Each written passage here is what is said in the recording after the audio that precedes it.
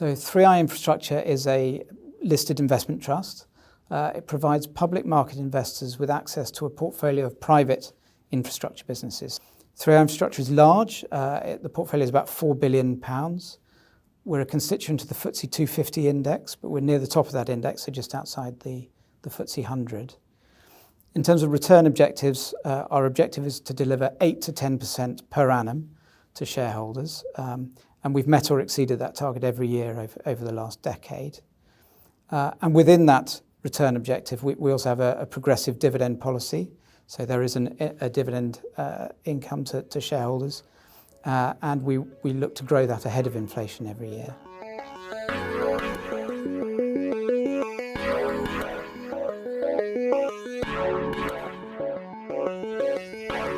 So we invest in companies, so real businesses with employees, rather than just concessions or projects, so limited life infrastructure.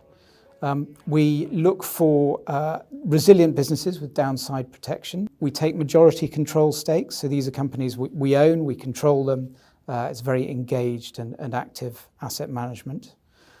We back and build exceptional management teams, and we typically have those management teams investing alongside 3i Infrastructure, so putting their own money into the company as well, so they're incentivized to grow it.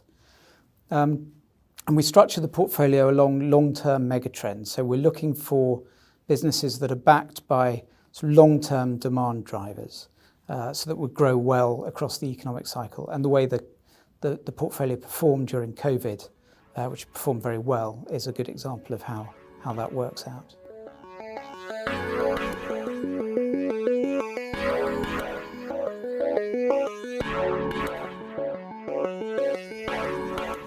Yes, so we invest in niche businesses exposed to these megatrends. So some examples on the energy transition megatrend. We invest in a couple of businesses that sort of generate energy. So there's a business called Infinis that's generating electricity from landfill gas, and it's now rolling out solar power and indeed battery storage on some of the landfill sites that it's operating on. We've got a business called Future Biogas that's generating gas, so biogas through anaerobic digestion. So that's a growing business. But then we've got some interesting niche businesses where they're not generating the energy themselves, but they're linked to the energy transition. We've got a business called SFACT, which is a vessels business, a shipping company, and that has a fleet of vessels supporting the offshore wind farm industry, for example. So they maintenance engineers maintaining the wind turbines live on these vessels, but SFACT owns and operates the vessels. So they're not actually, you're not exposed to buying a wind farm, you're not exposed to the power price, but you're linked to the growth of offshore wind. And we have another business called Dawes that is exposed to the energy transition in the Netherlands, building sort of mini grids for companies for industrial parks, for example.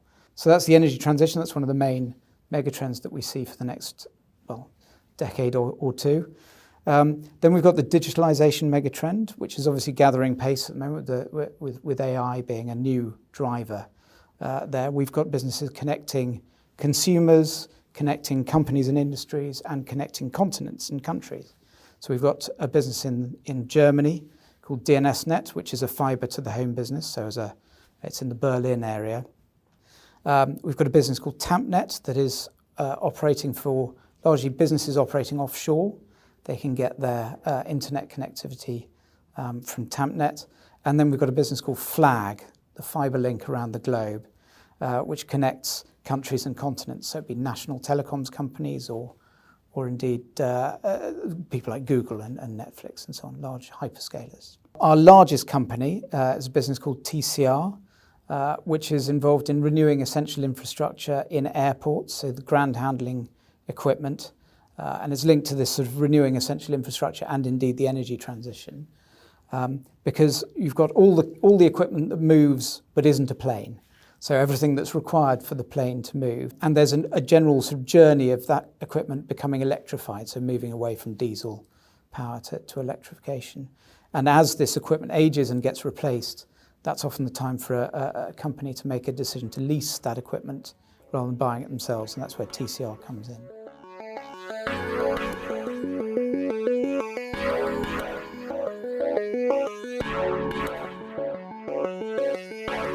So we've been around quite a long time, 18 years now. So the fund IPO'd in 2007. Over that time period, we've delivered an 11% per annum return as a total shareholder return.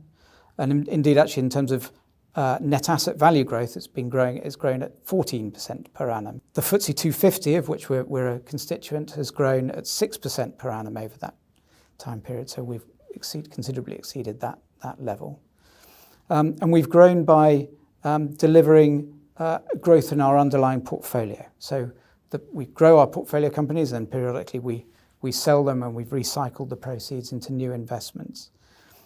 So we haven't grown to being a 4 billion portfolio by issuing lots of equity.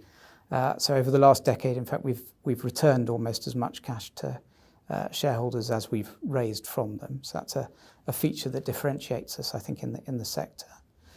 And looking further forward, I think we have a resilient portfolio. It performed very well in COVID. We can see a lot of growth potential still in the portfolio. So we think that it's well placed in times of macroeconomic uncertainty, for example.